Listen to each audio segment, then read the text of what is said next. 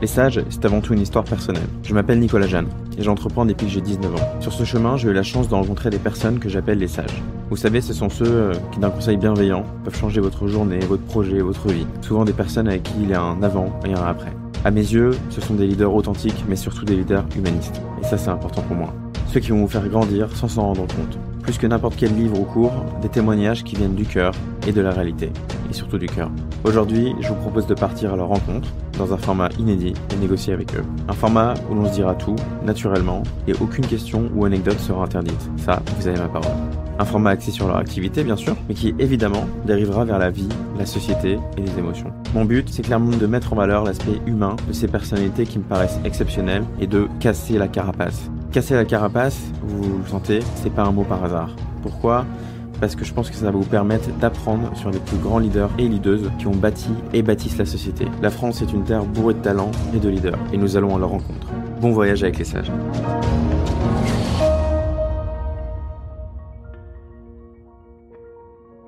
Henri est un personnage vraiment fascinant. J'ai tout de suite compris ça quand je l'ai rencontré, il y a une dizaine d'années, dans son bureau à Roubaix. Français d'origine polonaise, Henri est un haut dirigeant qui décide de quitter son pays pour offrir un avenir meilleur à sa famille, Octave, Miroslav et Alima. Arrivé en France, il reprend un petit boulot, puis monte une entreprise pour donner les moyens à son fils, Octave Klaba, de créer sa première entreprise qui deviendra OVH. L'histoire de la famille Klaba est à couper le souffle. Une histoire humaine, de sens et de business. OVH est aujourd'hui l'un des leaders mondiaux du cloud et de l'hébergement. Et surtout, un vrai fleuron français. Allez, c'est parti avec Henri. Bonjour Henri, tu vas bien ? Bonjour, très bien, ça va, tout va bien. Ok, super. Écoute, merci beaucoup d'avoir accepté l'invitation pour les Sages aujourd'hui. Est-ce que je peux te demander pour commencer de te présenter en quelques phrases ? Oui, je suis Henri Klaba, je suis ingénieur mécanicien de Polytechnique de Varsovie. Je travaille chez OVH depuis le départ, mais j'ai expérience dans la gestion 50 ans. Toute ma vie professionnelle, je travaillais dans la gestion, dans le développement, et ça peut être bien si je peux transmettre un peu d'expérience de ce domaine. Ok, écoute, super. Et si on peut revenir un petit peu du coup sur ton parcours. Donc tu es français, né en Pologne. Est-ce que tu peux nous raconter un petit peu du coup ces années en Pologne quand tu vivais avec ta famille ? Nous étions, ma famille, c'était mon père, ma mère. Il était coincé à Pologne après la Deuxième Guerre mondiale. On va pas rentrer dans le détail, mais finalement, dans le système communisme, vous n'avez pas passeport. De toute façon, vous pouvez pas sortir. Et première fois qu'ils ont eu passeport, c'est de l'année 89, 90, comme ça. Mais il se considérait toujours, mon père, ma famille, les Français. Encore plus, il se considérait comme les ch'tis. Il était d'origine béthune. S'ils parlaient à la maison, ch'ti, entre eux. Et moi, j'étais né en 1949, et ce système de la Pologne, il était évidemment un système communiste très verrouillé, mais heureusement, mon père, il m'a enregistré dans notre consulat, comme né dans une famille française, qui est français, et comme moi, j'ai fait après avec mes fils, Octave et Miroslav, je l'ai aussi enregistré dans notre consulat. De toute façon, on était la famille française à Pologne. Et moi, j'ai fait la Polytechnique de Varsovie. Et mon épouse aussi, c'est un ingénieur. Et deux fils, Octave et Miroslav, ils ont fait ICAM ici à Lille. De toute façon, on est une famille des ingénieurs. Et comme ça. D'accord. Et donc toi, quand tu as dit que tu étais polytechnicien, tu as fait donc tes études en Pologne. Et moi, j'ai remarqué que tu as eu une expérience où tu avais dirigé 1000 ouvriers agricoles, du coup, d'un Kolskov, c'est ça ? Oui, c'est un peu différent. Les mots, il a utilisé des mots russes, mais finalement, en Pologne, ça a été organisé un peu différent. Ça a été une sorte d'industrie agroalimentaire. Et la société, par exemple, la dernière, c'est que je gérais, c'est une société agroalimentaire, c'est-à-dire toute matière première, il fallait produire sur la terre, dans des maisons, des fermes. et comme ça. Et matière première, c'est du lait, de la viande, blé. Et ça, il fallait transformer dans la société pour produits vendables, au semi-vendables. C'est-à-dire comme matière première pour des industries alimentaires. De façon, et mes sociétés comme ça, elle est totalement autonome. C'est-à-dire, elle fait tous investissements, ce qu'il fallait pour fonctionner, et loger les gens qui travaillent dans sa société. De toute façon, on avait des logements, s'occuper avec des fermes, et investir, développer tout ça. De toute façon, c'est ça la kolkhoz à la polonaise, on peut dire. C'est industrie agroalimentaire. Ok. Et toi, là-dedans, du coup, tu étais le patron de ces 1000 personnes? Oui, c'est ça. Mais j'ai passé, juste après mes études, quand je l'ai fini en 1974, et j'ai commencé dans un grand groupe agroalimentaire, ça s'appelait Agro-Sud-été, et j'ai passé toute échelle avancement, c'est comme directeur technique et après directeur de société. Ok. Et donc, c'est dans ces expériences-là, finalement, que tu as commencé à apprendre la gestion? Parce qu'au départ, tu disais que tu étais un gestionnaire. Oui. J'imagine que gérer 1000 personnes, tu les gérais en direct ou non? Il y avait un management? Non, c'est de gestion directe, mais c'est beaucoup plus difficile qu'en France. Parce que dans le système communiste, dans la société, vous avez évidemment syndicalistes, mais aussi cellule parti communiste, évidemment ensemble général de la société, tout ça. Et en plus, à côté, vous avez dans la région, parti communiste qui surveille tout ça. De toute façon, il fallait bien jouer entre tous les organismes des pays. Okay. Donc, c'était une bonne formation à l'entrepreneuriat. C'est totalement différent parce que dans le système communisme, ça manque de tout. Vous devez faire quelque chose, mais il n'y a rien. Vous devez construire la maison, il n'y a pas de ciment, il n'y a pas de briques, il n'y a rien. Tout ça. De toute façon, la différence entre système communisme et système capitalisme, c'est quoi? Que dans le système communisme, ça manque de tout, et vous êtes obligé de développer le système achat. Et dans le système capitalisme, il y a beaucoup de choses, il y a abondance de produits. C'est pourquoi le service commercial est le plus important. C'est la différence entre le système fonctionnant et dans le fonctionnement des sociétés, c'est ça. Et tu trouves que c'est plus facile, du coup, d'entreprendre en Pologne, d'être dirigeant patron en Pologne ou en France, du coup? C'est-à-dire, après tomber du système communisme, ouais. Ça me conviendrait pas fonctionner dans ça, parce que ça fonctionnait le système communisme tout était l'État, il y avait droit privé, et après tous les requins magouilleurs arrivaient à seul coup pour ces cadavres, pour prendre par différents magouilles, être propriétaire de sociétés, développer quelque chose comme ça. Moi, c'est pas ma façon de fonctionnement. C'est pourquoi le système en France, le système d'un pays capitaliste, on peut dire, ça me convient parce que les règles de jeu, ils sont honnêtes. On peut dire, vous êtes bon, vous avancez, vous faites des conneries, ça tombe. Et comme ça. Et moi, j'ai jamais trouvé, depuis quand je suis depuis 2090, en France, dans l'activité ici, que quelqu'un m'a demandé bakshish, quelque chose pas légal. On se développe d'une façon, et ça me convient énormément. C'est pourquoi je dis, c'est beaucoup plus facile ici pour moi. Peut-être pour d'autres mentalités, peut-être non, mais pour moi, c'est mieux en France. Ouais, toi, tu es plus à l'aise d'entreprendre ici. Les conditions sont plus honnêtes et plus justes. Sont honnêtes. Comme les règles du jeu sont claires. Elles sont claires et vous n'avez pas besoin de chercher de connaître quelqu'un qui connaît quelqu'un comme ça.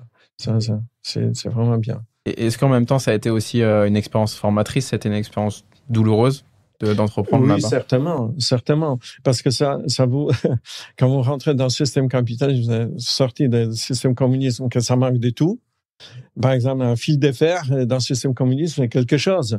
vous pouvez faire avec ça quelque chose. Ici, c'est facile, il y a tout, c'est comme ça suffit. Et dès les livraisons, c'est rapide. Par exemple, dans le système communisme, vous payez votre appartement, il faut attendre 30 ans pour les avoir. Comme ça, la voiture, vous payez tout de suite et il faut attendre 10 ans, 15 ans. Je dis pas, ça c'est en privé, mais dans leur société, presque comparable. Mais là-bas, il faut faire d'autres choses. Il faut avoir ticket. Et à ce moment, il faut avoir façon. Ça veut dire quoi, avoir ticket? Ticket, c'est-à-dire ministre agriculture, par exemple, il a des tickets pour les tracteurs, pour moissonneuse-batteuse, pour quelque chose comme ça. Ça part, c'est distribué dans les groupes. Et dans le groupe, il faut avoir bonne relation pour avoir ticket, pour que je puisse acheter un tracteur ou quelque chose. Mais quand j'avais service achat assez bon, de toute façon, il s'est trouvé des magouilles. Comment avoir ticket d'une façon non formelle. Suite à ça, ma société, la dernière, elle était super bien équipée. J'avais des tracteurs, des trains en puissance, tout ce truc-là. Ok. Mais, donc, une expérience formatrice, mais particulière. Ouais. On dira, ok. Et donc là, on est encore, t'es en Pologne avec ta famille encore, dans les années 70-80. Et moi, en préparant l'interview, j'ai trouvé, parce que du coup, on va parler d'OVH. Et OVH, c'est évidemment toi, mais c'est aussi, il y a Octave, qui est ton fils. Et donc, c'est à ce moment-là, tu as acheté un ordinateur à Octave, un ZX80, c'est ça? Ouais. Il avait quel âge, Octave, à ce moment-là? Il avait autour de 12 ans, même 10 ans, c'est comme ça. Et c'est aussi acheter l'ordinateur, il n'y avait pas sur les marchés. Il y avait une sorte de, pas aux enchères, mais des marchés comme marché de légumes. Quelque chose, c'est le marché une fois par semaine, dimanche. Ça a été le marché des gens qui ont eu relation d'un pays ouest. Ils ramenaient ça, ils vendaient. De toute façon, on a été pour acheter des ZX. Après, ça a été Amstrad. Eux, ils ont développé. J'étais sûr depuis le départ quand j'ai vu ça. L'avenir, c'est informatique. Ça pourrait être bien que les enfants, ils ont relation avec ça. Et ça, évidemment, il était contaminé par ça. Et c'est parti. Tu m'étonnes. C'était une de mes questions. C'était est-ce que Octave, il était passionné d'informatique ou non, c'est toi en tant que papa aussi où tu as voulu lui mettre un peu un ordinateur entre les mains parce que tu savais que c'était le futur? Absolument. Et c'est ça. Et OVH, c'est avant tout, c'est Octave et Miroslav. Moi, j'ai été, on peut dire, pour accompagner la partie d'organisation, quelque chose d'infrastructure. Mais c'est eux qui ont fait ligne développement et c'est eux qui étaient toujours numéro 1 dans la société. Ok. Et du coup, Octave et Miroslav, donc, le ZX80, c'est que pour Octave ou il y a Miroslav qu'on a aussi? Les deux, ils ont travaillé, s'amuser avec ça. Ouais. Mais c'était intéressant que je m'ajoutais de ses copains. Il n'y avait pas beaucoup qui avaient d'ordinateur, mais ils jouaient. Mais Octave, tout de suite, il s'est mis sur programmer quelque chose. Okay. Et surtout, ça a été possible sur Amstrad. Quand on a acheté après Amstrad, c'était beau. Il y avait imprimante pour Amstrad, tout ça. Et ils ont fait pour ma société, où je travaillais, société où j'étais directeur, ils ont fait petits outils de fonctionnement, comme par exemple liste de salaires ou quelque chose comme ça. C'est déjà imprimé sur petite imprimante. Okay. Donc Octave, il faisait déjà des petits business entre guillemets. Ouais, c'est développé. Il a gagné pas grand-chose. Par contre, dans la dernière société, c'était 99. Lui, on avait déjà IBM d'occasion pour acheter pour la société.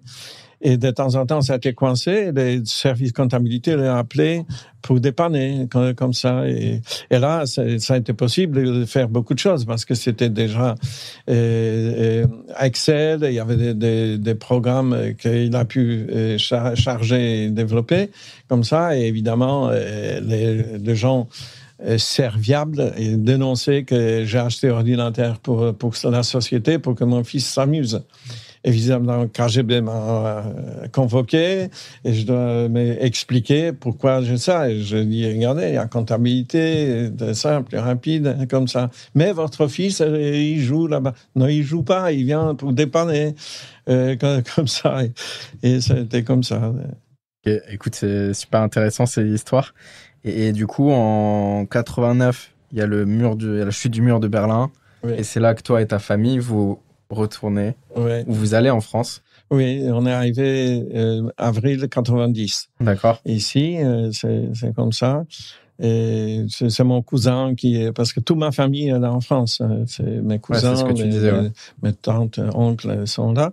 Eux, ils ont préparé pour moi un atterrissage assez doux, on peut dire. Premier travail pour moi et pour mon épouse. On a travaillé dans une société à Saint-Amand comme fraiseur et tourneur sur les machines, parce qu'au départ, je n'ai pas connu la langue française. Et c'est comme ça, il fallait apprendre. Ça s'attend jusqu'à aujourd'hui. Quand j'ai accent, je fais des fautes. Parce que dans le système communisme, j'ai été obligé d'apprendre la langue russe, et deuxième langue, c'est allemand. J'ai été comme ça. Mais on a travaillé au départ comme travailleur et ouvrier simple. Et après, j'ai reçu un poste ici, juste en face, chez Casse Poquelin. J'étais responsable de la maintenance pendant les vents. Et ça va, c'est gagné beaucoup plus, et j'étais le poste qui me convenait, et ça fonctionnait bien. Ok, donc vous venez en France pour des raisons essentiellement puisque tu crois plus dans le système français pour tes enfants aussi, c'est ça? Surtout, ça a été dans l'époque encore système communisme. C'est la première chose. Deuxième chose, j'étais absolument convaincu que pour Octave et Miroslav, meilleur avenir, c'est en France. Okay. Justement, au moment quand il fallait prendre décision qu'on va quitter la Pologne, je posais la question à Octave et Miroslav. Écoutez, moi, je veux que la perte.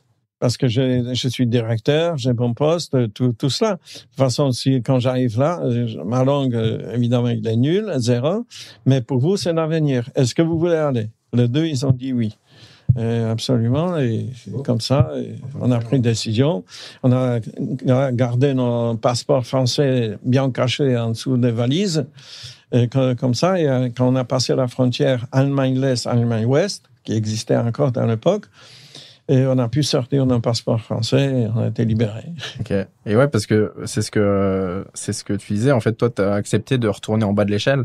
T'as recommencé un métier de travailleur. C'est l'heure de remercier notre partenaire Oslo, sans qui ce podcast ne serait pas possible malheureusement. Oslo, c'est un cabinet d'avocats à taille humaine, dirigé par Edouard Wells et Marion Fabre, que je connais personnellement depuis plus de 10 ans. Il est composé d'une équipe l'idée par Edouard et Marion, qui est issue de cabinets d'affaires de premier plan. Mais surtout, au-delà de la qualité de leurs prestations juridiques, ce que j'aime chez Oslo, c'est leur engagement pour un droit un peu différent. Sur leur description, ils mettent « Nous accordons une importance particulière aux qualités humaines et relationnelles, tout particulièrement au respect, à la simplicité, à l'humilité et à l'élégance. » Ça pourrait paraître bullshit comme ça, mais pour bien les connaître, je peux vous assurer que ça se ressent vraiment. Et pour preuve, ils ont accepté de sponsoriser ce podcast dès sa création. Ils offrent 1 heure de conseils juridiques avec le code Les Sages. Et je mettrai leurs coordonnées dans la description du podcast. Allez, on y retourne. Ouais, c'est travailleur, normalement. J'ai travaillé comme tourneur fraiseur. Ok. Et c'est une bonne expérience. J'avais de l'expérience dans le sujet parce qu'en Pologne, j'ai été formé aussi. De toute façon, pour moi, ça n'était pas un problème.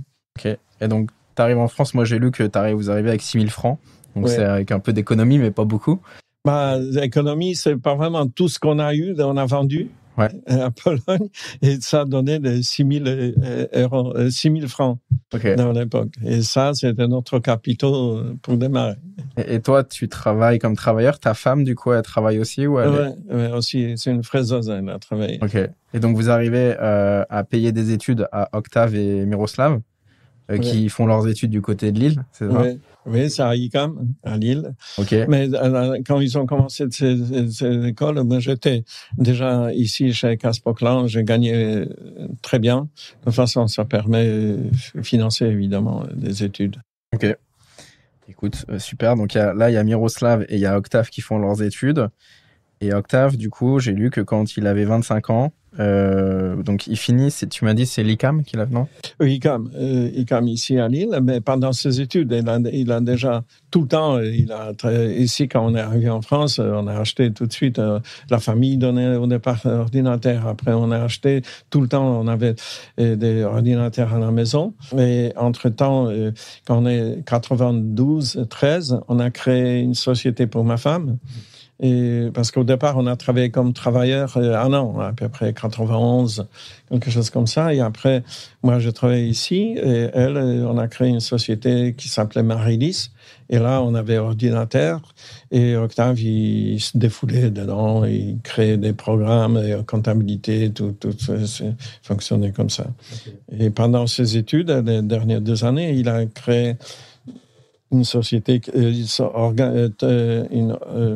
association webmaster francophone, mais arrivait plus en plus des clients.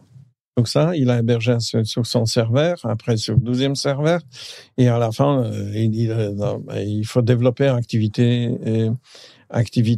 et hébergement. Okay. Suite ça, au départ, qu'est-ce qu'il a fait? C'est Octave.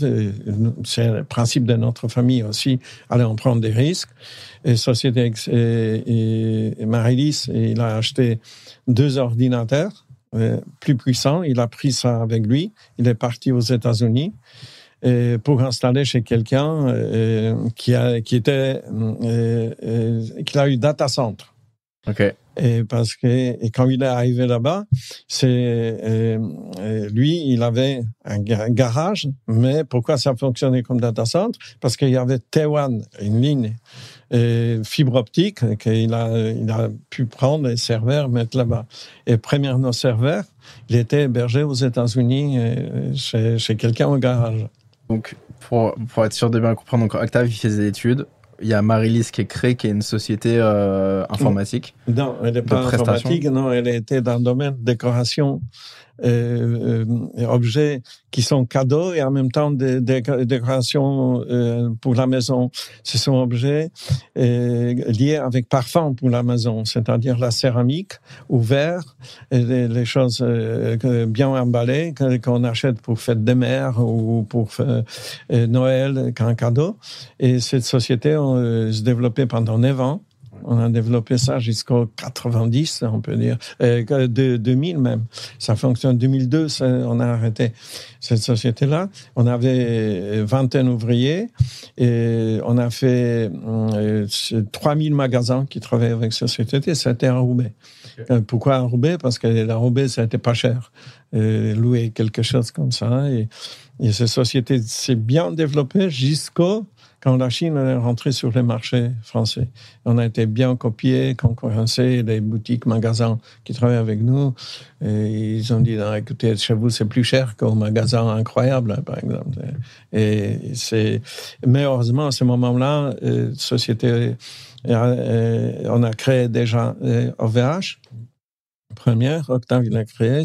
Pourquoi à Roubaix? Parce qu'on avait Marilis déjà. De toute façon, quand vous avez une société, vous avez quoi? Votre téléphone, vous avez votre fax et bureau, l'adresse. Ça permet de créer gratuitement, on peut dire, déjà coordonner la société. Et après, il fallait créer les comptes. Et avec ça, ça a été problème pour OVH. Pour start-up, on ne fait pas.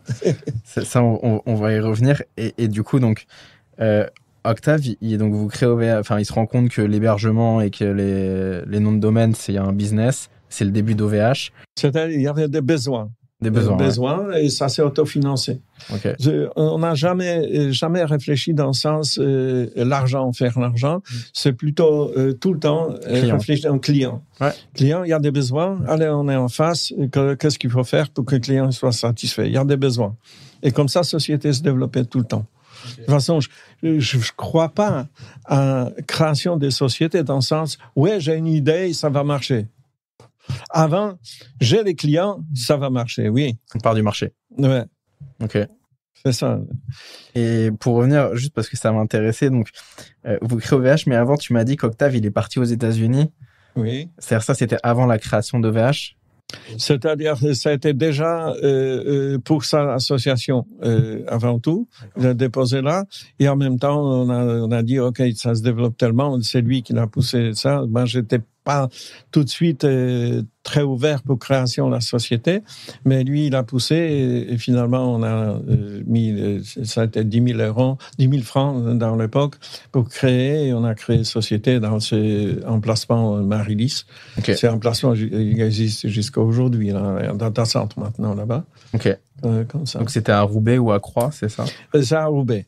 À Roubaix. Souvent, on se pose la question pourquoi à Roubaix? Parce que ça a été désindustrialisé. Il y avait plein de bâtiments d'anciennes filatures qui étaient presque gratuits, on peut dire, qu'on a pu penser que c'est possible. Au départ, louer, ça n'était pas cher. Et après, quand on commençait à avoir un peu d'argent, c'était la chance d'acheter quelque chose. Et pourquoi pas Paris? Parce que Paris, c'est cher, bâtiment. Et par contre, il y a des fibres optiques. Ici, il fallait tirer fibre optique. Et ça coûtait très cher, opposition régionale, plein de trucs. Ok. Et donc OVH commence du coup dans le nord de la France. Il y a Octave qui travaille et du coup Miroslav, son frère, travaille aussi avec lui. Oui, c'est ça depuis le départ. Au départ, ils ont travaillé pour Marilis. Ouais. Par exemple, pour chaque exposition, on a imprimé le catalogue, des étiquettes pour les bouteilles, plein de choses comme ça. Et après, chez OVH, c'est eux qui ont développé. C'est la partie informatique. Au départ, quand on n'avait pas beaucoup de capitaux, on a loué des serveurs chez quelqu'un, un organisme, une société. C'est des serveurs bleus qui s'appelaient Cobalt. Comme ça, on a loué. Eux, ils louaient pour nous et nous, on a loué pour les clients. Quand on hébergeait les clients dans ce serveur-là, comme ça. Et à un moment donné, arrivé une situation comme ça, moi je dis à Octave, écoute, est-ce qu'à l'intérieur, c'est compliqué? Qu'est-ce que c'est que ça? C'est comme ça. Mais il dit, regarde, ouvre, comme ça. Moi, j'ai ouvert, je le montrais, je dis, écoute, il n'y a rien dedans. Et il me répond, ben voilà, il n'y a rien. Alors, de toute façon, on peut faire. Allez, on peut faire. OK. Et comme ça, on s'est lancé en production de ça. Moi, j'ai développé la boîte. Ça a été 2002, premier serveur. Et la boîte en métal. Et lui, il a organisé avec Miroslav tout ce qui est la partie software, plus électronique, carte mère, alimentation, tout ça. Et comme ça, société qui commençait tombé en faillite, on peut dire, Marilis. Donc toi, on a pu démarrer la production là-bas. Okay. Il y a certaines personnes de cette société qui travaillent ici jusqu'à aujourd'hui. Comme ça, et on a commencé la fabrication d'un serveur. Ok. Donc là, tout entre guillemets, la famille passe du côté Marilis à tout le monde entre guillemets chez OVH. Ouais. Ok, et donc ça commence dans le Nord. Moi, j'ai lu une anecdote au début que Xavier Niel, il vous a prêté des serveurs, c'est ça, ou vous a aidé? Non, il a nous aidé financièrement. D'accord. C'est-à-dire dans le sens, on est une jeune société, on se développe bien, on a besoin d'un data center. D'accord. Et comme ça, il fallait se développer à Paris parce qu'il y a des fibres optiques. Et on a voulu prendre des crédits chez banquier pour acheter quelque chose à Paris. Tout le monde rigolait de nous. Quoi? Moi, je présentais business plan. Hein. J'ai dit, écoutez, vous me prêtez 3 millions. Dans 3 ans, on vous rembourse. Regardez, ça rigolade à fond. Hein. C'est comme ça. Et Xavier Niel, il nous aidait comment? Qu'il nous vendu Paris 19, on appelle ça P19, data center P19, à crédit vendeur.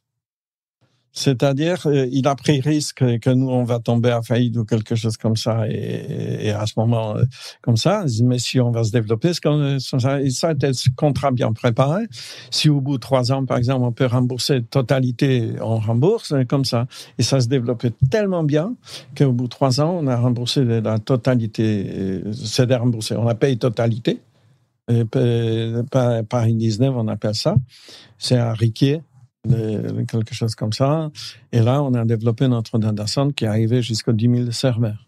Okay. Donc Xavier Niel, c'était une personne importante qui vous a aidé petit peu au départ. Et d'ailleurs, comment on connaît Xavier Niel comment vous rencontrez Xavier Niel au départ? C'est hyper facile. Hein. Xavier Niel, il est dans l'informatique, dans le milieu Internet. Nous, on a commencé. Il a repéré très très vite que Octave, c'est une pépite. Un petit génie, quoi. C'est un génie. Il a essayé de le capter, mais Octave, on avait d'autres projets. Finalement, on a répondu que ça nous convenait convient pas, il s'est pas fâché.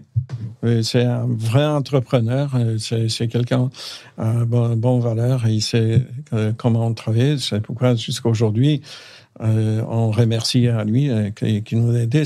C'était vraiment...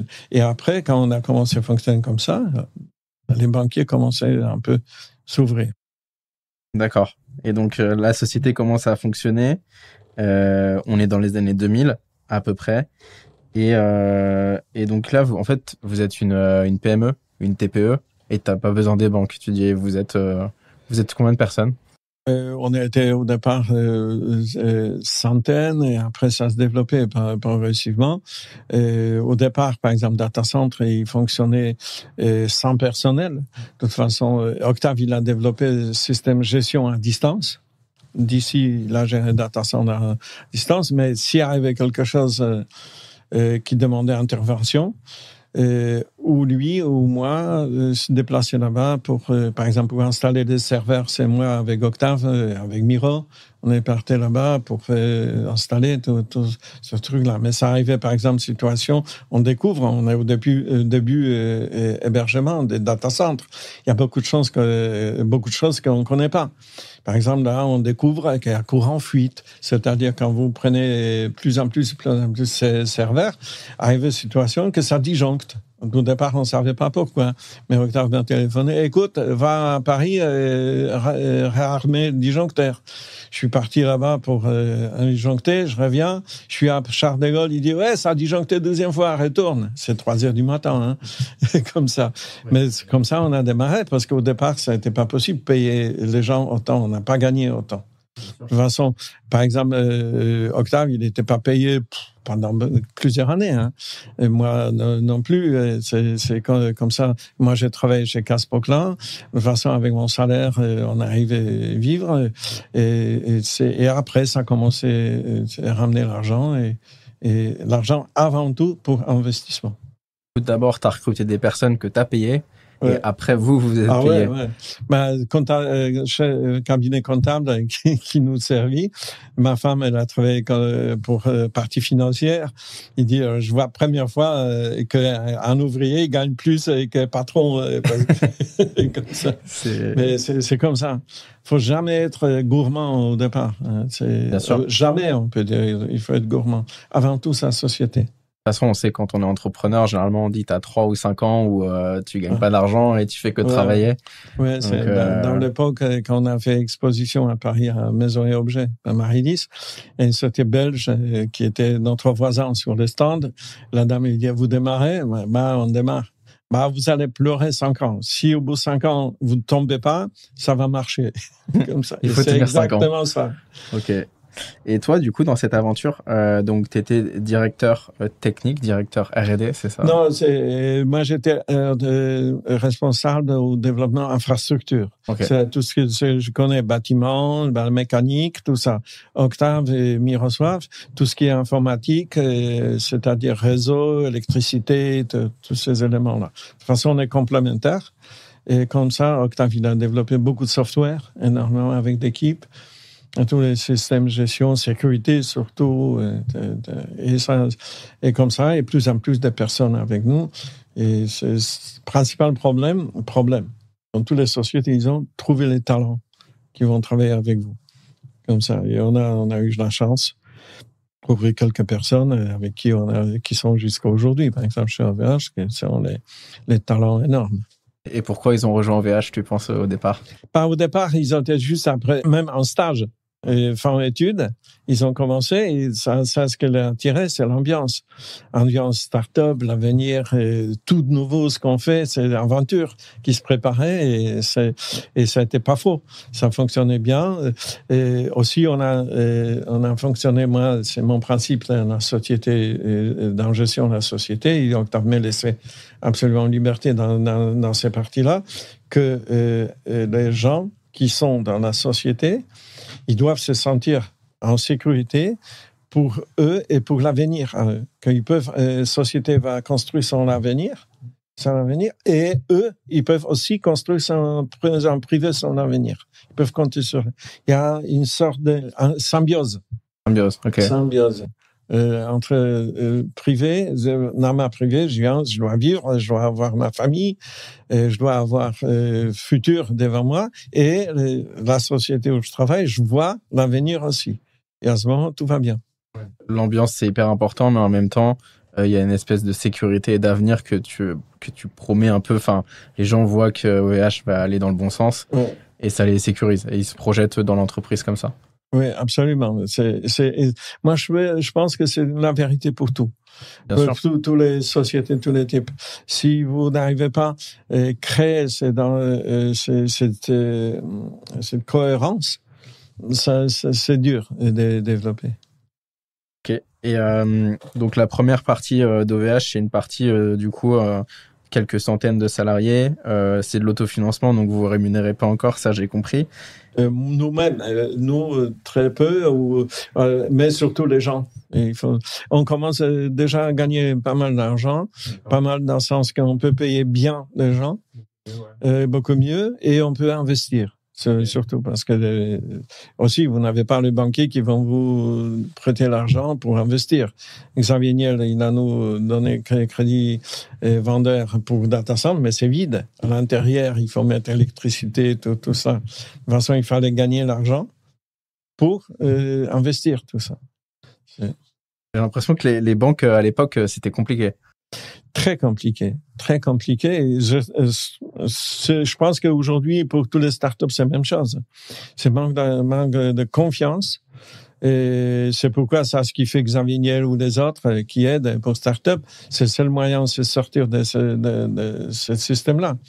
Et comme ça, Octavio aussi, et Miroslav et aussi, il investit dans start-up, dans le développement. Démarrer, comme ça, où il voit l'avenir, ils font investissement.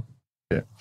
Et donc là, ça se développe bien. Vous êtes basé dans le Nord, mais en France, et vous allez commencer, je l'ai noté, à partir de 2004 à s'internationaliser. Oui, c'est à partir on peut dire, ce premier data center, c'est en 2002 à Paris 19. On développe ça, c'est moi on a fabriqué des serveurs ici à Roubaix, chez Marilis, on peut dire. Et là, je les ramenais tous les mercredis avec ma espace. Centaines de serveurs. Et comme ça, j'ai ramené pendant quelques années 10 000 serveurs à Paris. Attends, ça veut dire que tu avais un espace comme on a tous souvent connu quand on était jeune, l'espace familial. Ouais, très belle voiture. Très belle voiture. Et du coup, tu faisais Lille-Paris avec les data centers dans le coffre. Oui, c'est serveur. C'est le serveur. Oui, pas le data center, sinon. Le serveur pour data center. Et là, on avait quelqu'un, Lionel Denis, c'est le premier chef de data center, qui dit, parce qu'il était un des webmasters chez nous, mais il a dit, il est intéressé éventuellement pour gestion de data center. Ok, tiens. Il a loué une maison, appartement à côté, quelque chose à Paris, et il a été premier directeur data center. C'est lui qui développait. Il était très jeune, hein, c'est comme ça.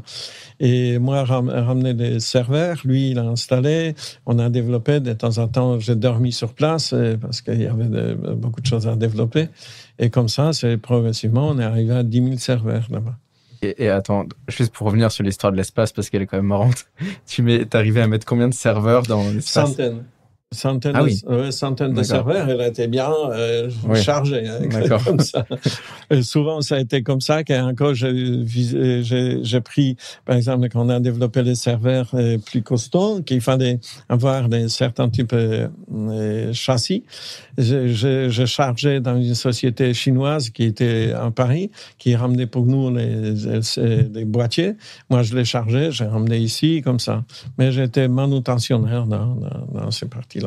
Ok, donc une activité aussi à Paris, et vous ouvrez, au-delà de la France, du coup, vous ouvrez, vous commencez à ouvrir l'Europe, et le premier pays, j'ai lu que c'était la Pologne, c'est vrai ? Et Pologne, ça a été dans le sens du bureau. Il n'y avait pas de data center. Parce que le data center principal était à Paris, P19. On n'a pas eu l'argent pour faire d'autres choses. Et à Paris, on a développé, ça a été dans une cave. C'est comme ça, 400 habitations au-dessus. Hein. Et c'est pourquoi on a été obligé de développer water cooling. Hein, parce qu'il n'y avait pas de possibilité d'installer des clims ou quelque chose comme ça. Et en même temps, le water cooling, c'est d'autres choses, c'est une autre histoire. Et c'est quoi le water cooling? Est-ce que c'est pas là, parce que j'avais lu que tu avais fait il y a une invention un peu technique que tu as fait chez OVH. Est-ce que c'est le water cooling ou c'est la manière de refroidir? Oui, c'est pour refroidir les serveurs sans clim. Pourquoi on a fait ça? Parce que quand tu as un refroidissement à l'air, en climatisation, et les refroidisseurs dans le serveur, ils ont hauteur 2 U, c'est-à-dire 8 cm, presque 9 cm. Mais quand je fais water cooling, le refroidisseur, il a 1 cm. De toute façon, il est 4 cm. De toute façon, sur un rack, une baie, je peux mettre 48 serveurs au lieu 24. C'est-à-dire, par 1 mètre carré, je peux mettre 2 fois plus. Suite ça, mes besoins d'investissement dans le data center, ils sont divisés par 2. Et en plus, moins d'énergie pour la clim, parce que quand tu installes la clim, 30% d'énergie pour la clim, on installe 1 mégawatt puissance plus 300 kilowatts pour la clim, mais dans un système comme ça, on a besoin d'aller 5%, uniquement pour quelque chose qui est hors informatique. Et ça donne moins cher dans l'exploitation et moins cher en investissement. Et c'est ça qui a donné pour nous davantage en face des concurrents américains, par exemple, qui ont énormément d'argent. Et nous, on a pu se développer avec petits capitaux. Ok, donc c'est un peu une barrière à l'entrée, c'est quelque chose qui vous différencie, c'est une innovation technique que tu as trouvée. Et du coup, donc, vous avez des concurrents aussi américains dans plein de pays. Et toi, tu me disais que vous avez une ADN un peu différente, une philosophie différente par rapport à ces gens-là. C'est-à-dire, il y a beaucoup de choses qui est différent. Parce que ces gens-là, comme Larry Page, Bill Gates ou Steve Jobs, qui sont d'origine Microsoft ou Google ou Microsoft ou Apple, quand eux, ils étaient au départ, ils avaient même principe fonctionnement comme nous, c'est-à-dire ils étaient passionnés, ils ont développé tout ce truc-là. Et ça, je pense que par exemple le créateur Google, Larry et Serge, les deux, pour moi, eux, ils doivent avoir un monument dans chaque village dans le monde. Pourquoi? Parce que ces gens-là, ils ont fait des savoir-faire humain accessible pour tout le monde. Ça, c'est énorme. Je ne sais pas si tout le monde s'est rendu compte qu'est-ce qu'ils ont fait. Ils ont fait démocratiser savoir-faire. Quelqu'un qui a des ambitions, il veut faire quelque chose, il a tout ça disponible. Il peut aller sur Google et il trouve ce qu'il veut. Avant, il n'y avait pas. Moi, je me souviens quand j'étais à Pologne, ou même ici au départ, c'est pour apprendre quelque chose, il fallait aller à un symposium, conférence, et lire éventuellement un journal professionnel que quelqu'un dévoilait quelque chose. Des bibliothèques, il y en avait ou pas? Comment? Des bibliothèques. Ouais, bibliothèque aussi, aller à la bibliothèque, lire, tout ça. Et là, tu es chez toi à la maison, disponible dans ta société. C'est énorme. Et aussi, c'est Bill Gates, il a fait Windows et Excel. C'est 2 réussites énormes. C'est partout. Et Steve Jobs, il a fait son téléphone. Imaginez, mec qui n'est pas dans la téléphonie, il écrase les sociétés spécialisées dans la téléphonie. Mais téléphone Apple, à quoi ça arrivait là? C'est accessibilité incroyable au niveau de communication. Ces gens-là, c'est énormément, comme Archimède par exemple, ou les autres qu'ils ont fait pour l'humanité. Ils ont changé le monde. Ouais, moi je pense que c'est les plus grands humains dans l'humanité. Comme ça. Et après, arrive quoi? Arrive le système financier derrière, et ça fait un peu dérouter les principes de fonctionnement. Aujourd'hui, c'est avant tout l'argent chez eux, c'est quelque chose comme ça. Imposer ça, on peut dire, ces solutions, parce que client qui vient chez eux, on n'est pas sûr, est-ce que c'est honnête jusqu'au bout? C'est d'autres choses. Mais au départ, ces gens-là, ce qu'ils ont fait, c'est énorme. Ok. Donc, tu as beaucoup de respect pour ce qu'ont créé ces gens-là pour l'humanité, le développement de la connaissance, des outils technologiques, etc. Et en même temps, ces gens-là, maintenant aussi, font des activités concurrentes à la vôtre. Ils font du cloud. Oui. Et vous avez une philosophie qui est différente par rapport à eux, une ADN qui est différente. Oui, c'est-à-dire, nous, principe, c'est évidemment, depuis le départ, c'est logiciel libre, accessible pour tous, développement. De façon cloud, ce qu'on fait, il est souverain. Et le client qui est chez nous, il peut être sûr que personne qui va regarder qu'est-ce qu'il y a dedans. Sécurité, et on développe ça dans le sens à des prix abordables et souverain, surtout pour tout le monde. Ok, donc il y a une dimension un peu plus humaine et de respect des données. C'est ça que tu veux dire par rapport à certains grands géants qui sont concurrents? C'est ça. Aujourd'hui, tout le monde se pose la question. Comment ça se fait que certaines informations sont connues aux États-Unis? Quand vous ramassez toutes les informations, ce qu'ils font, un énorme data center, vous pouvez après manipuler avec cette information-là. Faire une sorte de statistique et vous voyez comment une nation se comporte, comme élection, quand ils vont. C'est un outil politique. Oui, ça devient un outil politique, outil surtout commercial énorme, comme ça. Et c'est quelque chose qu'on peut discuter. Est-ce que c'est vraiment une bonne direction? Et donc, moi, j'ai 3 sociétés, j'ai 3 noms de domaine et 3 hébergements. Ils sont chez OVH. Et du coup, ma donnée, elle est plus protégée que chez les autres. Ah oui, c'est sûr. Ok. C'est sûr. Parce que ça arrive de temps en temps, situation comme ça, que le client qui a fait fausse manœuvre sur son, il demande est-ce qu'on peut dépanner? On dit, on n'a pas de votre code, on ne peut pas rentrer. Et c'est tout. Il faut intervention vraiment. Ok. Et donc on a bien compris l'ADN d'OVH. Et donc ça grossit. Et puis en 2014, il y a une levée de fonds de 267 millions d'euros. Est-ce que c'est un changement d'étape pour la société? Et pourquoi vous avez été chercher de l'argent? C'était pour ouvrir à des nouveaux marchés? C'était quoi la raison? C'est pour financer le développement. Parce que c'est ça, développement de notre chiffre d'affaires, c'est-à-dire l'argent frais qui rentrait dans la société, n'était pas aussi rapide qu'en besoin de développement data center. C'était un investissement. Et suite à ça, il fallait chercher, on a fait un programme qui s'appelait 12 data centers. Il fallait créer 12 data centers. Et pour ça, il fallait avoir l'argent.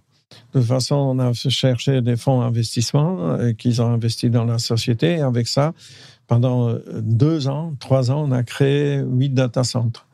Et ça a commencé Singapour, par exemple, Allemagne, Pologne, et Canada, c'est à côté de Montréal, des États-Unis, côte ouest, côte est, et aussi Allemagne, et comme ça. Suite à ça, on a pendant 3 ans, avec cet argent-là, on a pu développer notre présence mondiale.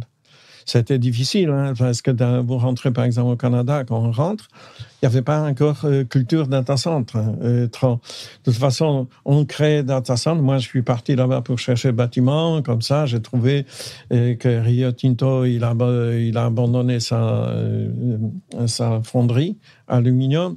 Et je vois 3 transfos énormes. OK, il y a un data center là.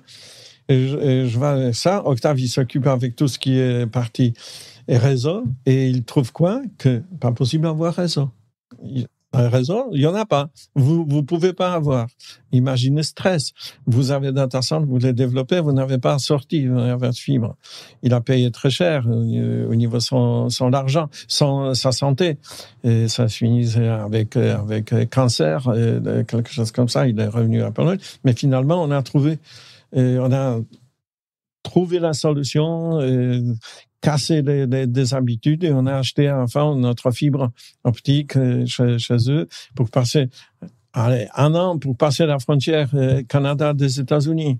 Et manquait combien 3 kilomètres de fibres optiques. Impossible, de chaque côté bloqué. Et comme ça. De toute façon, c'est quelque chose qui demande énormément d'énergie, beaucoup de risques, énormément de stress. Et ça coûte au niveau santé, au niveau comme ça. Mais finalement, on a réussi. Et après, aux États-Unis, ça a été beaucoup plus facile. Ça, donc, je suis parti à côté Washington, Windkill. C'est ouvert, tout ça, les business. En fait, Américains, ils sont super bien. Ils sont ouverts. Évidemment, vous ne pouvez pas venir chez nous. Nous, Français, on va faire chez vous data center. Non. Chez vous, des États-Unis, on va faire data center. Ils sont patriotes de son pays. Et comme ça, on développe OVH US de OVH. Et c'est ça ce qu'on a fait. Ok. Et pour revenir sur ce que tu disais, parce que c'est quelque chose qui est aussi important pour moi. Là, vous êtes de l'autre côté de la mer, au Canada. Avec toute la famille, déjà, c'est cool que je pense que vous partiez tous ensemble. C'est-à-dire sa famille, pas moi. Nous, on est restés ici. Ah oui, d'accord. Okay. Nous, on est restés ici parce que le business principal de la société, elle est là. On développe notre filiale. Évidemment, il faut créer la société, 2 sociétés, 3 sociétés là-bas. Parce que c'est vraiment difficile de développer à l'étranger parce que savoir chaque pays il a ses lois à lui. De toute façon, au Canada, différent, quelque chose qu'il faut bien regarder, être honnête, se comporter correctement. Comme en Allemagne, il fallait développer dans certaines façons, en Finlande autrement, la Pologne autrement. Il faut être bien conseillé. Et après, ça se développe avec les gens. Par exemple, ça c'est aussi intéressant, les principes de fonctionnement de la société, on peut dire, une sorte d'ADN de la société. Et quand on s'est installé aux États-Unis, au Canada, les gens, ils ont dit, ouais, mais au Canada, le chômage est 2%, et les gens, ils sont pas fidèles dans la société comme ça.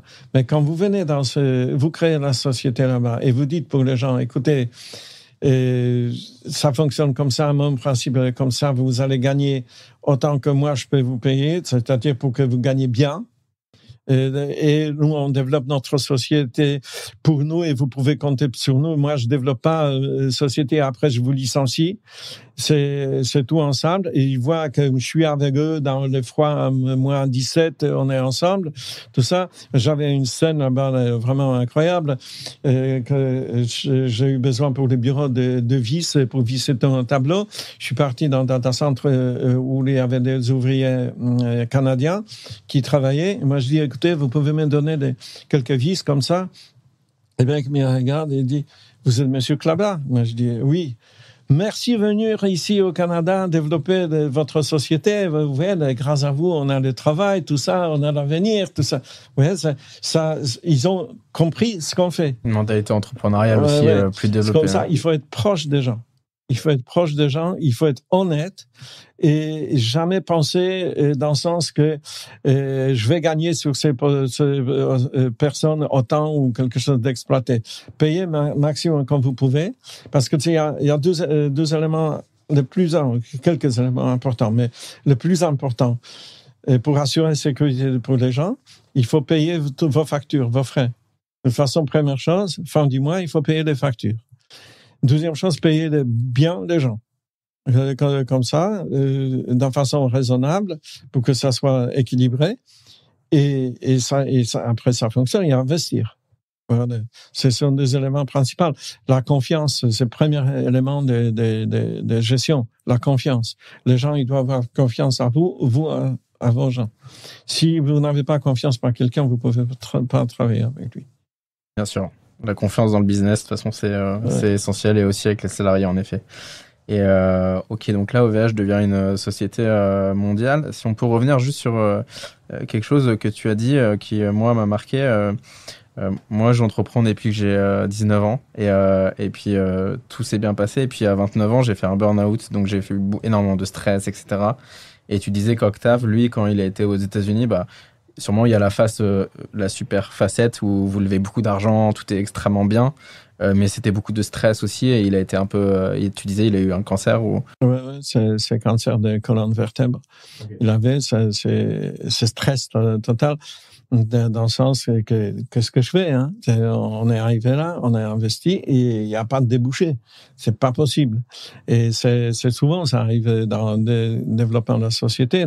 Moi, j'avais des situations comme ça dans la société que, pas ma OVH, mais c'est Marie-Lise et comme ça que, fin du mois, est-ce que je vais arriver à payer les gens? Vous avez des clients qui payent pas, par exemple, qui sont malhonnêtes. Ils ont pris des marchandises et ils payent pas. Et vous les cherchez, une société disparue. Comme ça, tous les ans, pour 50 000 francs, on avait des vols comme ça. Quelque chose comme ça. De toute façon, être patron de la société, c'est quand même, c'est un risque énorme. Bien sûr. Et puis on se rend compte que burn-out, ça arrive. Ça arrive souvent, malheureusement. Et en fait, ce qui est intéressant, c'est que de l'extérieur, on a l'impression qu'OVH a levé beaucoup d'argent, c'est une super société, mais quand tu réouvres un pays, tu réouvres une entreprise. Tu redémarres un peu de zéro, en fait, à chaque fois. Ah ouais, à chaque fois avec zéro, avec inconnu. Vous installez aux États-Unis, comment ça va fonctionner? C'est pays de business, capitalisme, on peut dire requin, quelque chose comme ça. Non, les règles, ils sont connues. Il faut voir comment. Il faut toujours se comporter d'une façon intelligente. C'est-à-dire analyser la situation qui est là et voir comment je peux faire dans ces conditions-là. Qu'est-ce qui est possible? Et comme ça, ne pas faire des conneries. On fait des conneries de temps en temps, ça arrive, hein, quand on se trompe, quelque chose comme ça. Mais il faut les corriger. Il faut jamais faire deux fois la même chose, de conneries. C'est pourquoi moi je dis pour les gens qu'on embauche, qui préviennent, vous avez le droit de se tromper. Droit à l'erreur. Mais pas droit à l'erreur. C'est la première chose. Vous avez le droit, mais il faut avancer, de tout ça, prendre des risques et c'est tout. Et comme ça, on se développe. Ouais, c'est ce qu'on me disait souvent. Tu as droit à l'erreur, tu peux te tromper une fois. Par contre, alors c'était pas très. Si ça trompe de 10% de cette décision, ok, il est très très bon. Okay. Mais 20%, c'est déjà toléré, mais pas plus. Ok, c'est hyper intéressant. Et donc pour revenir sur OVH, donc j'ai parlé, il y a une première levée de fonds, une deuxième levée de fonds en 2017 de 400 millions d'euros. Donc ça, c'est pour continuer à développer. Ouais. Ok. Et alors, est-ce que là, les banques déjà, elles viennent ou pas? Ils sont à partir du moment quand vous commencez à gagner l'argent, les banques ils s'ouvrent, hein, et c'est comme ça, là, frapper à la porte. Voilà. Est-ce que vous avez? C'est intéressant parce que vous avez l'argent, ils disent, vous pouvez les placer comme ça. Mais j'ai besoin pour investir. Je peux vous prêter pour investir. Et ça vous placez et ça commence les jeux, on peut dire financiers, qu'on n'est pas tellement habitué pour ça. Mais maintenant, quand on est en bourse, on est complètement dans le système financier. D'accord. Et sur les 400, donc 400 plus 267, il y a 600, ça fait beaucoup d'argent, 667 millions. Du coup, à l'intérieur, les banques te font des prêts ou non, les banques en plus prêtent? Ouais, c'est ça. C'est-à-dire, à partir du moment quand vous êtes grand, quand ça fonctionne, ça, surtout quand ça se développe, parce que quand même, on a une progression de 12-15% par an, ça signifie que la société va bien. Comme ça, avec banquier, vous présentez votre plan. Évidemment, vous êtes obligé de donner des garanties, autrement ils vont pas prêter. Mais quand vous avez des actions, la famille quand même tient aujourd'hui 70% de la société des actions. De toute façon, je peux donner mes actions comme une garantie et suite ça, je peux avoir un crédit comme ça pour développer. Quelque chose comme ça. Ça veut dire que sur les prêts que vous avez faits, vous avez aujourd'hui la famille Klaba à 70% du capital, mais sur ce capital-là, les actions, il y a une hypothèque un peu dessus. Les banques on peut, si on veut appeler ça une hypothèque, c'est que chaque de nous il a un certain pourcentage des actions. De toute façon, on est obligé de donner des garanties. Avec des actions, et crédit il est remboursé et après des actions sont libérées. Mais ça donne oxygène pour développer la société. Parce que comment ça se passe? En face, on a des concurrents qui ont des milliards. Ça, que certains importants nos concurrents, ils investissent par mois autant que nous par an. Et de toute façon, c'est des courses, c'est quel atout on peut avoir. C'est l'atout, c'est innovation. Innovation. Par exemple, maintenant, c'est ce qu'on travaille, c'est immersion, par exemple, des serveurs. Ça, c'est l'avenir absolu de tous les data centers futurs. Ce qui est intéressant dans ce que tu dis, c'est que finalement, aujourd'hui, OVH, c'est une grande société, etc. On pourrait se dire, la famille Klaba, elle est riche, peut-être, mais finalement aussi, vos actions, tu prends toujours du risque parce que vos actions, elles sont garanties par les banques. Donc, au final, tu es toujours dans une démarche entrepreneuriale. Tu peux encore tout perdre ou une partie. C'est encore mieux parce que ça se continue, surtout, je veux dire, la France, comme population, les gens, nation, et là, l'esprit communiste. Ça, c'est clair. Je connais le système Pologne communiste. Ici, c'est pareil. Réfléchir. Les gens riches, riche, c'est quelqu'un pas noble. Hein. C'est quelqu'un qui, peut-être, il a magouillé, non? Quelque chose comme ça. Mais finalement, quand on dit les Xavier Niel ou les autres, ils ont l'argent. Mais qu'est-ce qu'ils peuvent faire avec cet argent-là? Ils sont dans la société comme nous. On a ces actions, quoi. Je peux les c'est vendre. Non liquide. C'est pas, tu l'as pas sur ton compte en banque. C'est pas liquide. Et en plus, je peux pas changer tout de suite vers l'argent. Parce que c'est évidemment, je mets en péril ma société. Parce que c'est comme imaginons que Octave, il dit, OK, je veux vendre 10% de mes actions.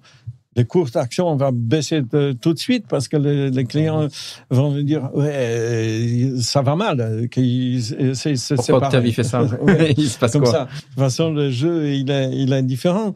C'est pourquoi ces richesses virtuelles, à mon avis, elle est pas vendable, on peut dire. C'est quelque chose comme ça. Évidemment, on n'est pas pauvre. On vit bien de sa vie. Et après, on peut réfléchir jusqu'à quel niveau c'est honnête, c'est quel niveau c'est un peu trop. On peut dire, c'est ça. Mais en général, c'est avant tout, il faut penser à sa société. C'est l'esprit comme ça. Ok, écoute, c'est super intéressant. Un sujet aussi que j'aimerais bien aborder avec toi, si tu m'autorises, c'est dans les sociétés, c'est super intéressant parce qu'on a parlé des hauts, des bas, etc. Et finalement, OVH aussi a eu je sais pas si vous avez vécu ça comme un bas, mais il y a eu en 2021. Alors, la même année où vous voulez entrer en bourse en 2021, c'est ça? Oui. Et donc déjà une entrée en bourse, ça se prépare, c'est quoi? C'est 6 mois, 1 an? Un an en préparation, okay. Ça coûte très cher. Il faut avoir toutes des analyses, des cabinets renommés qui vont faire préparer les documents. C'est très cher et ça dure très longtemps. Tu te souviens, ça coûte combien pour préparer une entrée en bourse? Ouais, c'est quelques millions. Ok, ouais, donc quelques millions, beaucoup d'heures de travail surtout. Ouais. C'est le dossier un peu principal de la direction. Oui, c'est des financiers surtout. Okay. Et évidemment, présenter futur. Comment on va faire? Ça doit être tout calculé. C'est pas. En face, vous avez des gens qui connaissent le métier. Hein. Quand vous rentrez, ils vont poser des questions sur chaque chiffre. C'est pourquoi Octave aujourd'hui, tous les 6 mois, il fait conférence avec des investisseurs. Et là, des questions qui tombent, il faut être vraiment bon. Hein, et répondre, jamais magouiller parce que ça va sortir. Ok. Ouais, c'est important. Là, c'est plus le même. Ça change de la PME. C'est plus du tout les mêmes métiers, même pour Octave. Ouais, c'est différent. C'est financier. Okay. C'est d'autres choses. D'accord. Et du coup, c'est Octave qui gère encore ça aujourd'hui? Oui, c'est Octave il est numéro 1 dans la société. Et relations avec investisseurs, tout ça, c'est lui. Mais c'est quelqu'un super doué. Hein. C'est quelqu'un. C'est un caméléon, il arrive à s'adapter. Ouais, c'est quelqu'un très, très travailleur, bosseur, comme ça, mais il a d'autres passions aussi qui développent. Par exemple, on développe maintenant les sociétés dès que moi j'ai commencé chez OVH, c'est pour des éoliennes, vraies éoliennes. Il développe une société à côté Valenciennes qui va fabriquer 3 éoliennes par mois, hein, 1 mégawatt puissance. C'est un super entrepreneur. Et donc, pour revenir sur 2021, vous voulez rentrer en bourse, le dossier se prépare. Fin de l'année, normalement, vous rentrez en bourse vers septembre. Et puis en mars, quelques mois auparavant, du coup, il y a un incendie à Strasbourg, c'est ça? Oui, à Strasbourg, c'est arrivé un accident, c'est quelque chose qui peut arriver. On a bien analysé quelles sont les causes de ça, et suite à ça, on a fait un programme qui dure 3 ans, et ça s'appelle Hyper-Résilience. Et dans ce programme, on a analysé tous les data science qu'on a, et on a mis en place un système sécurité renforcé, c'est-à-dire des salles coupe-feu 2 heures, système extension incendie spécial. Et tout. Ça a coûté énormément cher. C'est plusieurs dizaines de millions. Pendant 2 ans, ça sera fini cette année. Enfin, cette année, on va finir ce programme-là, et pour mettre dans nos data centers à niveau grande sécurité. Donc ça a été un super apprentissage, et moi je me souviens quand j'ai appris ça par la presse, je me suis dit c'est quand même bizarre. Et je sais qu'il y a eu des gens qui se sont demandé, il y a eu je crois des médias aussi, que ça arrive quelques mois avant l'entrée en bourse. Donc c'était un incident technique ou c'était parce qu'il y a eu une enquête? Il n'y a pas eu une enquête comme quoi c'était volontaire ou involontaire? Il y a quelques trucs autour qu'on ne sait pas expliquer. Ok. On ne sait pas expliquer. Mais bon, l'important c'est d'avancer. Ok. Très bien. Ok. Et donc finalement le 15 septembre vous rentrez en bourse, c'est ça? Oui. Okay. C'est quelque chose, c'est une fête dans la société. C'est une fête, et puis moi je repense au début de l'interview, tu racontais que t'as fait le choix en tant que papa de venir en France pour l'avenir de tes enfants, et que Octave du coup et Miroslav ils ont créé au début un projet, une idée, et combien d'années du coup derrière vous rentrez en bourse? Il y a combien d'années à peu près d'écart? C'est 30 ans. Ok. Et toi en tant que papa t'es fier? Ah ouais, c'est évidemment, mais les deux, ils sont avant tout des ingénieurs, ils développent, travaillent beaucoup, je suis fier d'eux pour cette raison ils créent ces familles et de la société qui se développe. L'avenir est devant eux, et moi je peux compter sur eux aussi. J'espère que je finirai pas dans EHPAD. Tu veux finir chez OVH? Ouais. Ok. Et on n'a pas trop parlé, mais du coup ta femme aussi travaille chez OVH? Oui, maintenant elle est retraitée parce qu'elle avait quelques accidents, maladies. Ouais. Mais elle a travaillé tout le temps dans la partie comptabilité. C'est paiement, les clients, tout ça, c'est son rôle. Elle est ingénieure dans le domaine bâtiment, mais elle a travaillé tout le temps dans le domaine gestion financière. Ok. Donc c'était une personne de confiance aussi au sein de la société. Ok. Si tu le veux bien, Henri, je vais te poser des questions qui sont un peu plus personnelles. Moi, ce qui m'a intéressé, alors OVH, c'est une histoire familiale, c'est une entreprise familiale, et du coup, est-ce que tu peux nous raconter, de travailler en famille, est-ce qu'il y a des plus, il y a des moins, comment ça se passe? Comment on arrive à mêler business et famille? Pour moi, c'est plus facile, dans le sens comme ça que les réunions professionnelles dans la société, de temps en temps, ils sont samedi, dimanche aussi, autour des repas familiales, comme ça. Mais évidemment, il y a des moments que c'est plus tendu, parce que c'est jamais clair que c'est comme ça et pas autrement. Il y a différentes visions, et il faut trancher à un moment donné. Et en même temps, c'est peut-être aussi une force, parce que vous avez vécu des moments qui n'étaient pas faciles, et en famille, on reste soudés. Ça, c'est évidemment ça. Il y a des maladies qui arrivent. Par exemple, quand Octave au Canada, il fallait préparer retour ici, la famille, tout ça. Ce sont des moments, quand mon épouse, elle avait AVC, il fallait s'organiser quelque chose. Mais la famille, c'est très important. C'est un élément, comme la société après.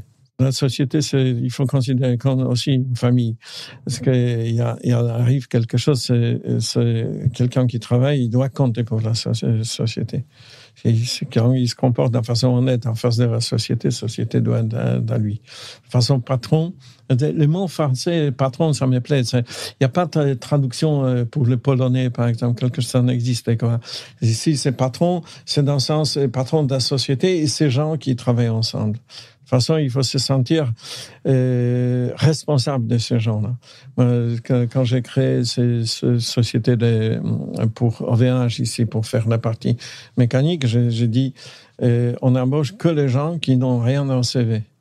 On a embauché ces gens-là et on voit quand dans le délai 1 an, 2 ans, c'est pas tout le monde qui va réussir, plutôt 50% qui va réussir pour différentes raisons. Mais quand vous donnez ces chances-là, ces gens-là, ils ont ses propres appartements, sa famille, ça se développe. De toute façon, ça, c'est la mission des patrons. S'occuper avec ces gens, de donner ces chances, développer la vie privée. C'est super intéressant comme vision. Finalement, tu as essayé de donner de la chance à tes enfants. Et chez OVH, c'est un peu de la même manière. Tu recrutes des personnes qui n'ont peut-être pas eu d'éducation, enfin la chance d'avoir une bonne éducation ou quoi. Enfin, pas une bonne éducation, mais une scolarité. Pire, parce que quand je les connais un peu mieux, maintenant, quand je regarde, la vie de ces personnes était une galère. C'est des familles monoparentales ou encore pire. Et quelque chose, la vie, elle était très dure avec eux. Et c'est pourquoi, au moment, quand quelqu'un vous donne les mains, il sait qu'il peut compter sur vous, il profite de ça. Il y a pas de meilleure satisfaction pour vous. Hein. Je vois que la famille se développe, mais qu'il peut avoir vacances. Tout ça, c'est vraiment bien. Ouais, et puis après, ton rôle de patron, entre guillemets, enfin dans le sens où les gens après, c'est entre guillemets des mini-entrepreneurs, ils se sentent impliqués dans la société, ils viennent avec la banane. Enfin, j'imagine qu'ils sont reconnaissants aussi envers toi et ta famille. C'est pas vraiment. Il faut pas compter pour ça. C'est évidemment ça existe, mais une chose, ce qui est le plus important, c'est regarder. Est-ce que ça sert à quelque chose? Est-ce que ça se développe? Est-ce que vous faites du bien? Et ça fait du bien, et que les gens, ça c'est que tu fais, ça donne bonheur pour les gens, donne une chance. Je souligne tout le temps, faire quelque chose pour l'argent, c'est une connerie complètement. C'est quelqu'un je développe ma société pour gagner beaucoup d'argent, c'est une connerie, c'est n'importe quoi. Ça n'a pas de sens. Parce que finalement, ça se finit quoi? Ça se finit dans un cimetière et quoi? Vous allez prendre vos monnaies avec vous. Ça n'a pas de chance. Par contre, ça, ce qui a l'importance, c'est ce que vous avez créé. Il y a dizaines, centaines de familles qui vivent bien, qui se développent, et rester certaines activités industrielles, quelque chose pays, la France, quand même, OVH compte sur ça. De toute façon, c'est ça qui a valeur. L'argent, c'est un moyen. Évidemment, sans ça, vous pouvez rien faire, mais ça ne peut pas être but, avoir de l'argent. Surtout dans le nord de la France, pour ceux qui nous écoutent, c'est une terre qui a souffert au niveau industriel, etc. Il y a beaucoup de familles aussi qui recherchaient des emplois, j'imagine. Donc, tout ce que vous avez fait, enfin, vous avez créé des emplois sur une terre où... Moi, souvent, je dis comme ça, licencier les gens, c'est n'importe qui peut faire. Hein. Ça, c'est hyper facile. Hein.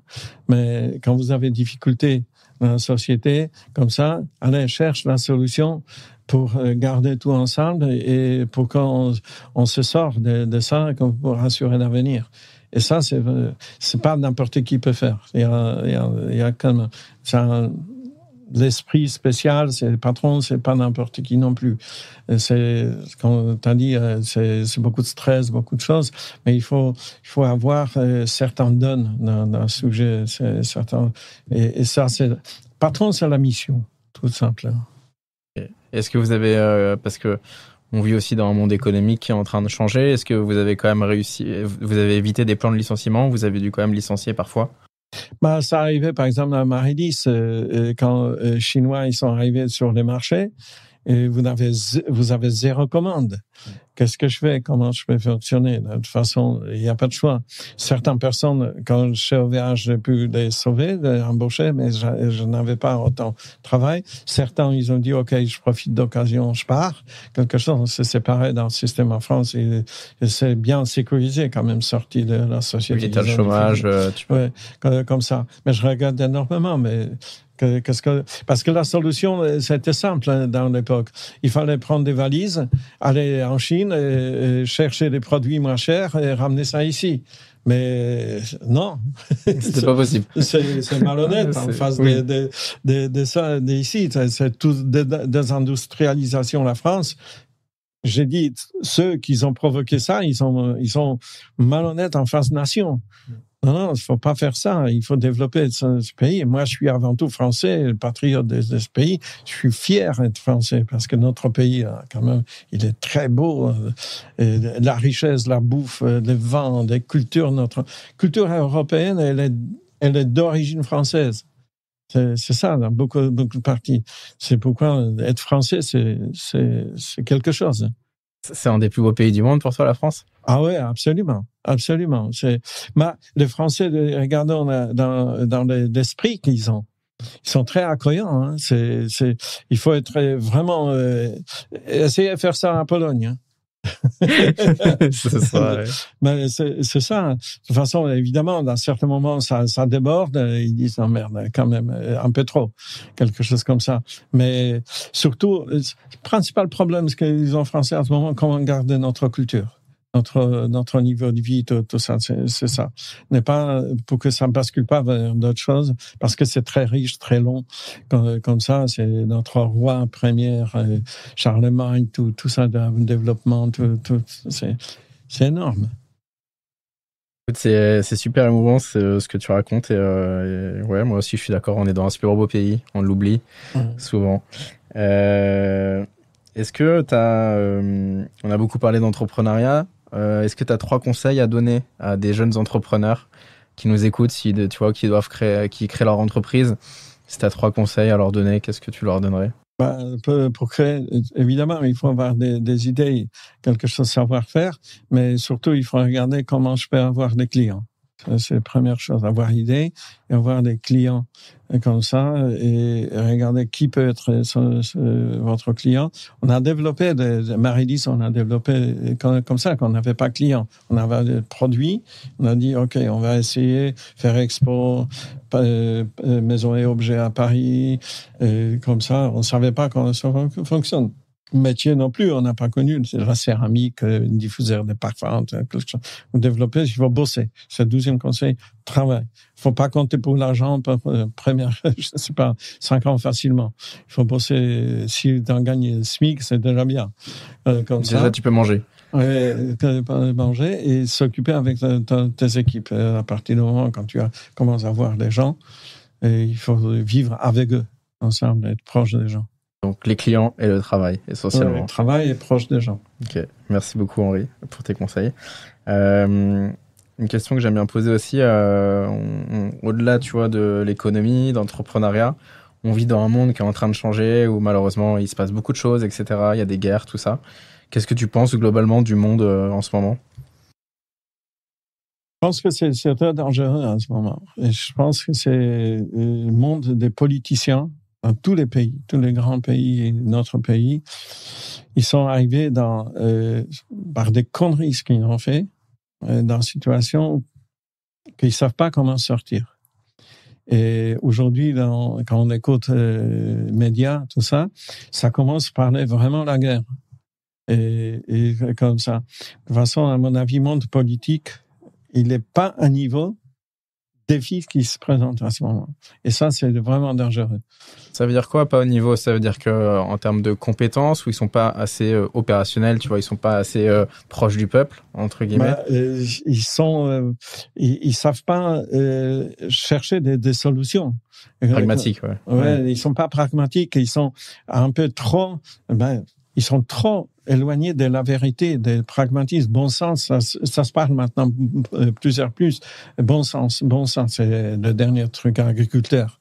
C'était comme ça. Ces gens-là, ils sont sur la terre, quelque chose, et à un moment donné, ça déborde tellement que c'est plus tenable. Mais ça c'est dans plusieurs parties de la vie pays. Ça existe, Europe pareil. comme ça, ce qui est administration à Bruxelles, et elle commence à perdre un peu relation avec la base, quelque chose comme ça. De toute façon, et les défis internationaux qui se présentent, ils sont vraiment difficiles. Et c'était pourquoi on est arrivé là, parce qu'il n'était pas un niveau avant pour bien prévenir comment ça va se finir, où ça va ramener.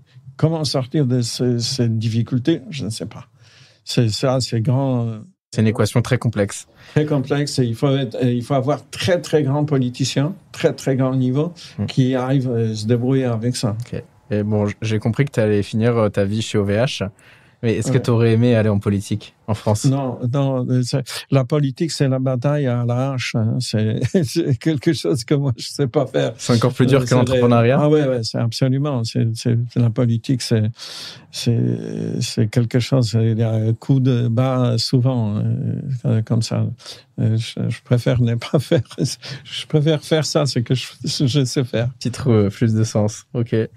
Bon, on va toucher à la fin de ce podcast. Je vais avoir juste une ou deux questions. C'est quoi ton meilleur souvenir chez OVH ? Chez OVH, c'est difficile de dire, mais quand on a créé quand même des data centers qui fonctionnaient de l'autre côté Atlantique, ça c'était un défi énorme. Et quand ça a commencé à ramener les clients et fonctionner, ça signifie qu'on n'est pas con. Ok, ouais, donc c'était un événement vraiment marquant, je comprends. Et en effet, il y a beaucoup d'entreprises qui essayent d'aller en outre-Atlantique, des entreprises françaises, mais souvent ils font l'aller-retour. Et c'est difficile. Ouais, c'est des marchés difficiles, comme tu dis. Bah, c'est dangereux aussi. On connaît l'histoire Alstom. Alstom avait été, du coup... ce patron qui s'est trouvé dans une prison. Ok, je connaissais pas l'histoire. Mais tu peux se défendre uniquement défendre coupable. C'est très dangereux. La dernière question du podcast que je pose toujours, c'est qu'est-ce qu'on peut te souhaiter ? Moi, je sais mon rêve maintenant, c'est immersion. Serveur data center à immersion. Ça, c'est l'avenir absolu de tous les data centers. Vous allez voir, dans 10 ans, presque tous les data centers, ils vont passer vers immersion. Ça veut dire quoi, immersion ? Ce sont les serveurs qui sont plongés dans liquide. Dans l'eau ? C'est liquide diélectrique. C'est une sorte de huile, comme ça. Et suite ça, le rendement est beaucoup meilleur, refroidissement le meilleur, et consommation d'énergie est le meilleur. Tout ça. Et concentration par mètre carré est aussi énorme. Tout ça. On a chez nous, dans notre data center expérimental, des solutions comme ça qui sont révolutionnaires, absolument révolutionnaires. Ok. Donc, OVH. J'aimerais bien réussir ces projets-là. Ok, bon, je pense qu'il n'y a pas de doute, vous y arriverez. Écoute, merci beaucoup Henri pour ton temps et d'avoir accepté de répondre à toutes les questions et d'avoir été authentique. Merci beaucoup. Merci. Merci à tous pour votre écoute sur ce 4e épisode des Sages. J'espère que vous avez passé un bon moment avec Henri, mais ça, j'en doute pas. Les Sages, c'est aussi pour moi une aventure entrepreneuriale qui débute. Donc n'hésitez pas à m'envoyer sur LinkedIn vos feedbacks et vos commentaires. Si vous avez aimé et appris grâce à l'épisode, il y a maintenant 2 manières de l'en remercier. La première, c'est de mettre 5 étoiles sur votre plateforme d'écoute et de nous laisser un avis. Et si vraiment vous voulez nous filer un coup de pouce, vous pouvez nous faire un don de 2 € pour faire vivre ce podcast sur GoFundMe. Vous êtes restés jusqu'au bout et pour ça, merci. Et donc je vais vous lâcher le nom de nos 2 prochains invités qui sont exceptionnels. En 5e épisode, nous recevrons l'ancien président de la République, François Hollande. Et en 6e épisode, nous recevrons Catherine Barba, une des reines de la French Tech. Merci à tous.